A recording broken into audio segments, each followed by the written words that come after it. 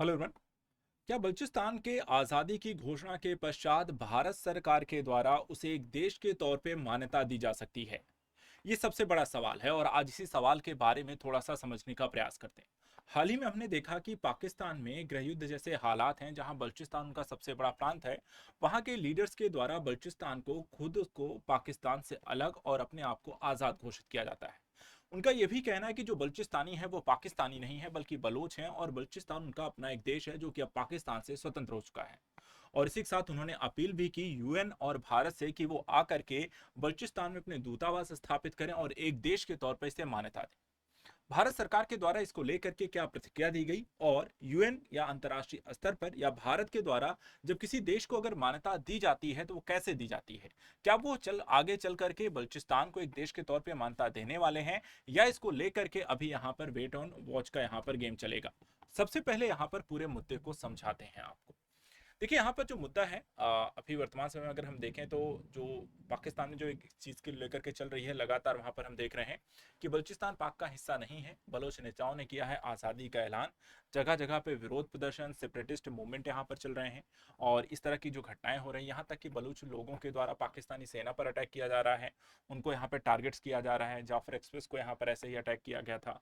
तो यहाँ पर इस तरीके के जो मूवमेंट यहाँ पर चल रहे हैं, एक अपने आप को बलूचिस्तान को एक स्वतंत्र देश के तौर पर स्थापित करने की मुहिम और मूवमेंट यहाँ पर लगातार चल रही है। और जब उनके द्वारा ये अपील की जाती है कि भारत और यूएन आकर के हमें यहाँ पर एक देश के तौर पे मान्यता दें, तो उसके भी कई सारे आयाम हैं। ऐसे ही किसी देश को मान्यता नहीं मिल जाती है, उसके भी अपने रूल्स और रेगुलेशन हैं। सबसे पहले हम बात करेंगे कि अगर किसी देश को या बलूचिस्तान को एक देश के तौर पे मान्यता अगर मिलनी चाहिए तो वो क्या इन मानकों को पूरा करता है। तो यहाँ पर अगर आप देखें तो अंतर्राष्ट्रीय स्तर पर कुछ मानक तय किए गए हैं किसी देश को मान्यता देने की प्रक्रिया के दृष्टिकोण से। इसमें चार संदर्भ हैं। पहला, कि स्वतंत्रता की घोषणा की गई हो क्षेत्र के द्वारा, यानी कि सबसे पहले कोई क्षेत्र या समूह खुद को एक स्वतंत्र राष्ट्र घोषित कर दे, जैसे कि बांग्लादेश के द्वारा 1971 में अपने आप को स्वतंत्र घोषित किया गया, दक्षिण सूडान के द्वारा 2011 में, और कोसोवो के द्वारा 2008 में अपने आप को स्वतंत्र देश घोषित किया गया। तो सबसे पहले जैसे कि बलूचिस्तान ने अपने आप को एक स्वतंत्र देश घोषित कर दिया है। दूसरा, संप्रभु सरकार का एक गठन भी होना चाहिए उस क्षेत्र में। अगर हम देखें, एक प्रभावी सरकार जो अपने क्षेत्र में नियंत्रण रखती हो और कानून व्यवस्था बनाए रखती हो, प्रशासन का संचालन करती हो, तो वहां पर एक संप्रभु सरकार का दूसरा मानक होता है। लेकिन बलूचिस्तान में अगर हम देखें तो ऐसे संप्रभु सरकार जैसी चीजें अपने आप को घोषित कर दिया, लेकिन संप्रभु सरकार नहीं है।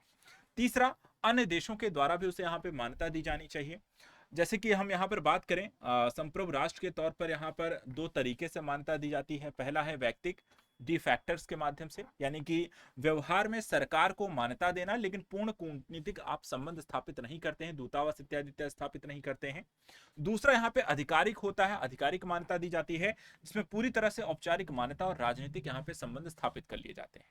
और चौथा जो चरण होता है उसको कहते हैं संयुक्त राष्ट्र की सदस्यता का होना, यानी कि कई बार नया राष्ट्र संयुक्त राष्ट्र में सदस्यता की मांग करता है, लेकिन यहाँ पर उसे सुरक्षा परिषद और महासभा दोनों की यहाँ पर सहमति होना जरूरी है। जब यहाँ पर आपको अनुमति मिल जाती है, संयुक्त राष्ट्र संघ के यहाँ पर आपके सदस्य बन जाते हैं, उसके बाद ही यहाँ पर आपको देखा है तो अंतर्राष्ट्रीय स्तर पर एक देश के तौर पर मान्यता मिलती है, जो कि यहाँ पर हमें दिखाई नहीं देता है। इसके बाद हम देखें तो भारत किसी देश को कैसे यहाँ पर मान्यता देता है, तो भारत के संदर्भ में अगर आप देखें तो भारत में यह निर्णय भारत सरकार के विशेषाधिकार यानी कि विदेश मंत्रालय के माध्यम से सार्वजनिक किया जाता है, और उनसे मिलने के बाद ही यहाँ पर ये चीजें सार्वजनिक होती है, यानी कि उनके द्वारा यहाँ पर मान्यता प्रदान की जाती है। इसमें दूतावास और राजनयिक मिशन की यहाँ पर सबसे पहले भारत स्थापना करता है और द्विपक्षीय संधि और सहयोग यहाँ पर देना शुरू करता है, जो कि भारत अभी यहाँ पर बलूचिस्तान को लेकर के ऐसा करता हुआ दिखाई नहीं देता है। उदाहरण के तौर पर भारत क्या ऐसा पहले कर चुका है, तो बांग्लादेश, जैसे मैंने आपको एग्जांपल दिया, बांग्लादेश को भारत ने 6 दिसंबर 1971 को औपचारिक रूप से मान्यता दी थी। तब वो पूरी पाकिस्तान से अलग होकर एक स्वतंत्र राष्ट्र बना था। और ताइवान को देखा तो भारत जैसे अधिकतर देश मान्यता नहीं देते हैं, क्योंकि वो एक चीन का यहाँ पर समर्थन करते हैं। तो ताइवान जो आपकी अपने आप को एक स्वतंत्र देश के तौर पर मानता है, लेकिन उसे यहाँ पर आधिकारिक मान्यता भारत नहीं देता है। और पाकिस्तान से एक क्षेत्र यानी बांग्लादेश का अलग हुआ था जिसे भारत ने मान्यता दे दी थी। तो ये दो अलग अलग पहलू हैं। और इस समय भी ऐसा ही एक पहलू है बलूचिस्तान, जो पाकिस्तान से खुद को अलग घोषित करता है, लेकिन अभी भी अगर हम देखें अंतर्राष्ट्रीय स्तर पर कई सारे देशों, यूएन और साथ ही साथ एक संप्रभु सरकार के गठन न होने के कारण अभी भी वो कहीं ना कहीं अपने आप को स्वतंत्र घोषित करने के बावजूद पाकिस्तान का हिस्सा है। जो देखा जाए तो कूटनीतिक स्तर पर भारत यहाँ पर ऐसी पहल अभी करता हुआ दिखाई नहीं देगा कि बलूचिस्तान को यहाँ पर एक राज्य के तौर पर मानता।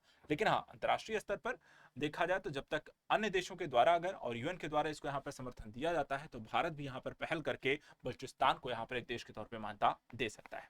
ऐसे ही जियोपॉलिटिक्स न्यूज के लिए आप हमारे साथ लगातार जुड़े रहें, चैनल को सब्सक्राइब करके रखें। Thank you so much and good luck.